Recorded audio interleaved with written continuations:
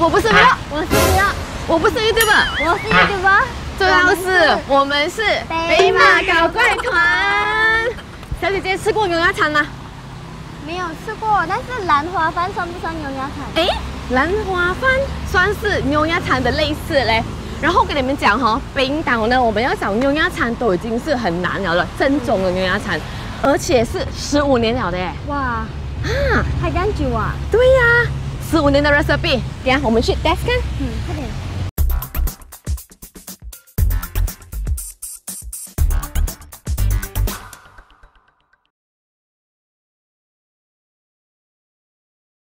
快厨昆泰冬阴酱料简易方便，在办公室在户外吃冬阴不再是难题。今天立刻去试一试吧。说到娘惹菜在马六甲吃应该是非常普遍又美味的一道美食，因为娘惹菜非常讲究色香味，所以每一道娘惹菜通常都会受到大马人的接受和喜爱。那么娘惹菜在连续剧电视节目也是非常受欢迎的一个题材哦。身在大马的你们如果你们没有吃过娘惹菜，应该也听说过吧？那么如果在槟城要吃到正宗的娘惹菜，虽然不是说没有，但是好吃的娘惹菜还真的有一点难度哦。欢迎大家收看北马搞怪团的爬爬照。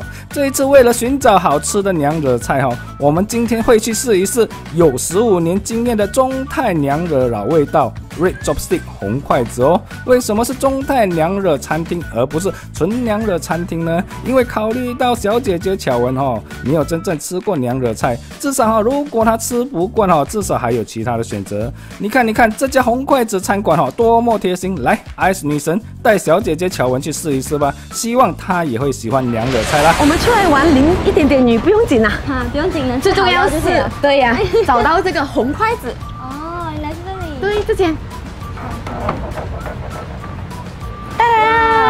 这里就是红筷子的部分料理罢了哦。哇，你们每次北马搞怪团出来都吃这样多的？对啦，放心，因为我们两个我们顾身材，我们不用吃那么多。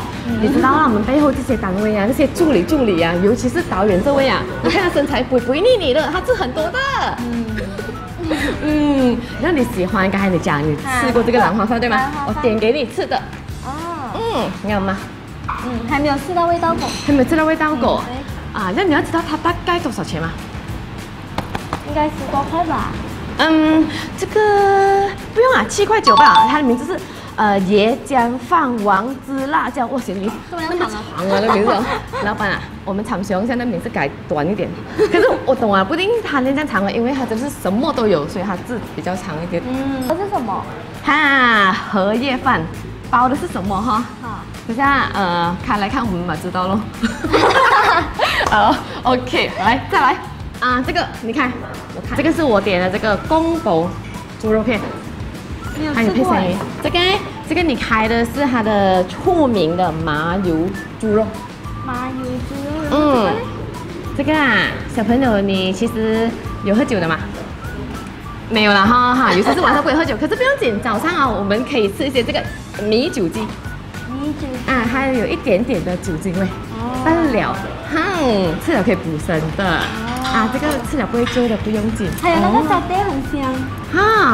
对哦，那个沙爹有点牛轧风味的嘞。还有那边有啦啦，那边的我的冬阴汤这个。这个小姐姐喜欢的冬阴汤。现在我知道你们最关心的是价钱，对吗？对。对。你喜欢的那个拿西勒曼兰花饭7块9吧。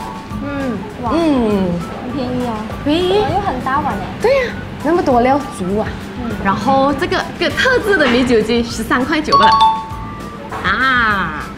再来就是这个。这个6块。那么大碗满满的料满满那么多人可以吃。还有了你喜欢的这个冬阴，那么大碗。33块罢了，而且4人份的嘞。值得吗？值得。价钱公道吗？